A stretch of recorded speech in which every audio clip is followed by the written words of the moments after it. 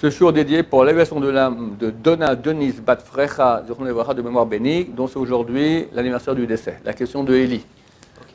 Si on dit que Dieu, il est partout, okay? C'est le cas. C'est-à-dire qu'on est tous Dieu, mais si on dit qu'il s'est retiré, c'est-à-dire qu'il n'est pas partout. Non, il y a une erreur ici. Il y a une erreur basique. Pour que tu parles des grands secrets de la Torah, chose qu'on appelle le Tzimtzum, qui s'appelle la rétractation d'Hachem. Alors, Hachem, il est infini. Maintenant, il veut créer un monde fini.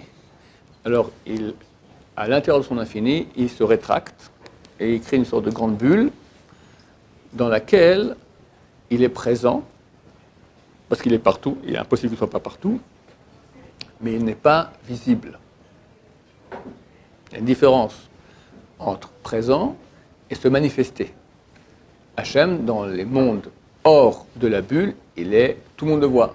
Il est manifesté, il est là, c'est clair. Et il remplit tout. Dans la bulle, il remplit tout aussi, mais sa manifestation est absente. On appelle ce monde Olam. Olam, ça vient de la racine en hébreu, Elam. Elem, c'est aussi caché. C'est pas qu'il n'est pas là, il se cache, mais il est là. Donc il est présent. Simplement, il a voulu cacher sa présence pour nous laisser le libre arbitre. Maintenant, nous on est branchés avec lui par et notre intérieur et notre extérieur. On a notre corps, on a notre âme aussi, et à l'intérieur de notre corps, il y a un petit flux de Dieu infini qui arrive. Mais il y a des milliers d'habits au-dessus de ce flux. Mais par ce flux, tu es branché à Hachem.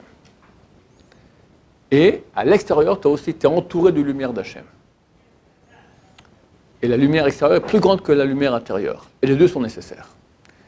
Donc, tu as ton corps, à l'intérieur, tu as de la lumière, à l'extérieur, tu as de la lumière. C'est pour ça qu'on met le talit katan à l'intérieur par rapport à la lumière intérieure, le talit gadol à l'extérieur par rapport à la lumière extérieure. Le talit gadol, le grand, est l'extérieur, parce que la lumière extérieure, elle est plus grande, et l'intérieur, elle est plus petite, intérieure. Et donc, c'est en cela, on peut se brancher, s'adresser à Hachem. Comment je peux avoir, moi, chacun de vous, c'est venu à la yeshiva, il a à l'intérieur, il a une... quand on lui parle de la vérité, ça a un écho chez lui. Tu as des gens qui ne s'intéressent pas du tout à la vérité. Pourquoi tu vis? Sois authentique.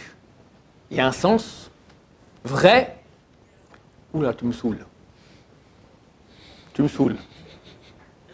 Laisse-moi vivre ma vie tranquille.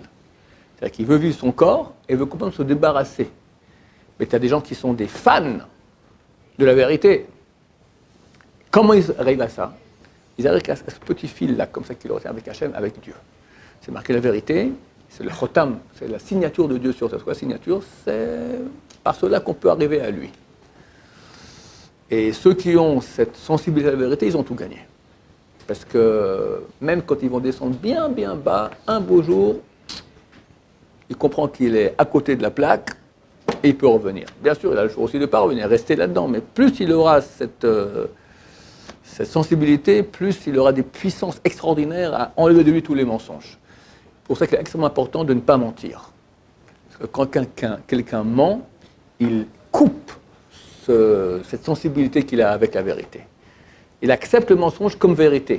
Alors aussi, du ciel m'attendait, si pour toi maintenant, la vérité et le mensonge c'est la même chose, on va aussi te mentir à toi. C'est-à-dire tu n'auras plus d'attirance à la vérité. Ça, kiff, kiff. Et tous les mensonges énormes que nous propose ce monde, et combien il y en a, il suffit d'ouvrir les petites boîtes que vous avez, d'accord? Que du mensonge toute la journée, à part quelques sites de Torah Baruch Hashem. Au niveau du chiffre, c'est complètement déséquilibré, mais les sages israéliens ont dit peu de lumière repousse beaucoup d'obscurité. Celui qui recherche vraiment comme ça la vérité, c'est à peu près l'article du Baal Tshuva, ça qui était un peu... Le Baal Tshuva aussi, mais celui qui est né dans la Torah et qui est orthodoxe, de tout temps, ça fait... T'en as un qui... T'as aussi des gens orthodoxes qui pensent à ce monde-ci. Il veut la bagnole, il veut le pavillon, il veut ça. Religieux. Religieux. Mais non, mais tu as aussi des orthodoxes qui sont des amoureux de Dieu aussi. Voilà, donc c'est à tous les niveaux. C'est pas forcément un Baal Tshuva. D'accord? La question maintenant, tu es un religieux faux, un religieux vrai.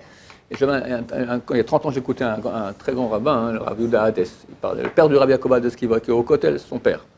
Alors, il y a deux types de juifs. T'as un, les deux sont religieux. Mais t'as un, lui, il veut vivre sa vie.